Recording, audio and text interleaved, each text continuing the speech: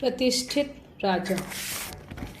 एक दिन राजा विक्रमादित्य ने अपने राज्य के सभी विद्वानों और ज्योतिषियों को अत्यंत आवश्यक कार्य के लिए बुलाया।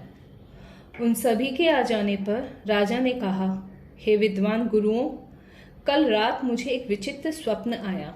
मैं टहल रहा था, तभी मैंने बहुमूल्य रत्नों से जड़ा हुआ सोने का सुंदर महल देखा। महल के चारों ओर खूबसूरत बगीचा था। बगीचे में दिव्य पुष्प खिले हुए थे और चारों ओर तितलियां मंडरा रही थीं। महल के शानदार चमक ने मुझ पर जादू सा कर दिया और मैं भीतर चला गया। चारों ओर दिव्य सुगंध व्याप्त थी। मधुर संगीत लहरी ने मेरा स्वागत किया। उस महल के मध्य में मैंने एक योगी को साधनारत देखा। आश्चर्यजनक रूप से वह योगी मुझसे बहुत मिलता था। फिर विस्मय से मेरी नींद खुल गई। अब मैं यह जानना चाहता हूँ कि वह महल कहाँ है जिससे मैं वहाँ जा सकूँ।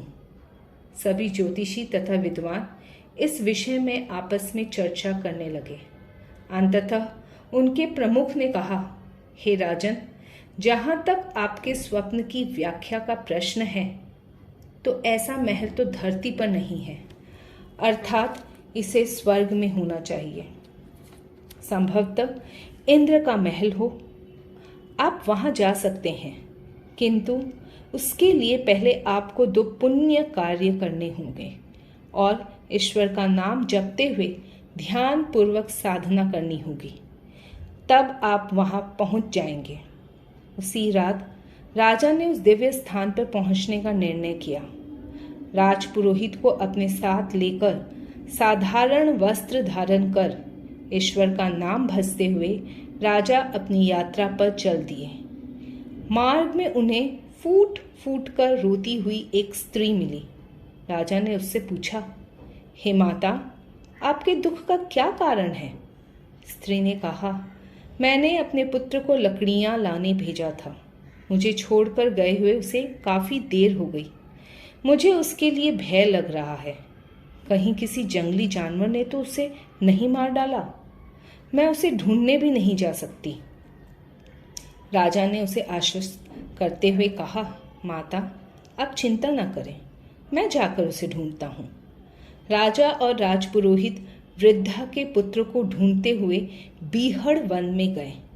वहां उन्होंने उस लड़के को एक वृक्ष के ऊपर बैठे हुए देखा। नीचे एक शेर बैठा था। वह लड़के के नीचे उतरने की प्रतीक्षा कर रहा था। विक्रमादित्य ने पीछे से शेर पर हमला कर दिया। दोनों भिड़ गए। शेर हार मानने वाला नहीं था, पर चोट लग जाने के कारण वह जंगल में भाग गया। वृद्धा ने पुत्र ने नीचे उतरकर राजा को धन्यवाद दिया। राजा पुनः अपनी यात्रा पर चल पड़े। समुद्र तट पर उन्हें एक चिंतित और उदास स्त्री बैठी मिली। विक्रमादित्य ने उसके पास जाकर पूछा, हे देवी, आप उदास क्यों हैं? किसकी प्रतीक्षा में आप यहाँ बैठी हैं? स्त्री ने कहा, हे महानुभाव, मेरे पति समुद्र मार्ग से व्यापार के लिए गए हैं। उन्हें गए हुए बहुत दिन हो गए। अब तक उन्हें वापस आ जाना चाहिए था, किंतु इस खराब मौसम को देखकर मैं सशंकित हूँ कि कहीं उनका जहाज टूट तो नहीं गया या वे डूब तो नहीं गए। यदि उन्हें कुछ हो गया तो मेरा और मेरे बच्चे का क्या होगा?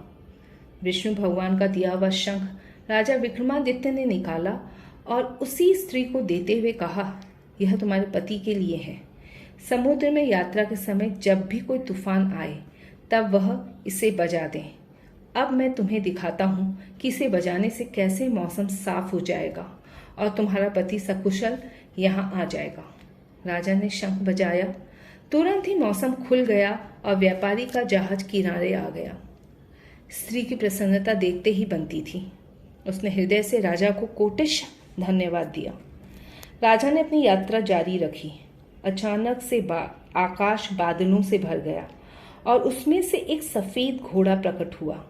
एक आकाशवाणी हुई, विक्रमादित्य, मेरे निवास तक आने की अपनी यात्रा में तुमने 2 पुण्य कार्य तो कर लिया है। अब इस घोड़े पर बैठ जाओ, तुम इंद्रलोक पहुंच जाओगे। राजा आश्चर्य में पड़ गए। अब राजपुरोहित का क्या किया जाए। तभी हाथ जोड़ के राजपुरोहित ने अपने आप राजा से कहा, हे राजन, आप मेरी चिंता न करें। यदि मैं जीवन में अच्छे कार्य करूंगा तो मृत्यु के पश्चात स्वर्ग पहुंचने का मेरा सौभाग्य होगा। यह कह के राजपुरोहित चले गए। घोड़े पर बैठ के विक्रमादित्य इंद्रलोक पहुंचे। वहां उनका भव्य स्वागत हुआ। फिर इंद्र ने कहा, विक्रमादित्य, मैं तुम्हारी परीक्षा ले रहा था। तुम परीक्षा में सफल हुए। अब इस दिव्य सिंहासन के तुम अधिकारी हो। यह कह के इंद्र ने विक्रमादित्य को सुनहरा सिंहासन उपहार स्वरूप दिया, जिस पर बैठकर विक्रमादित्य ने आजीवन राज किया।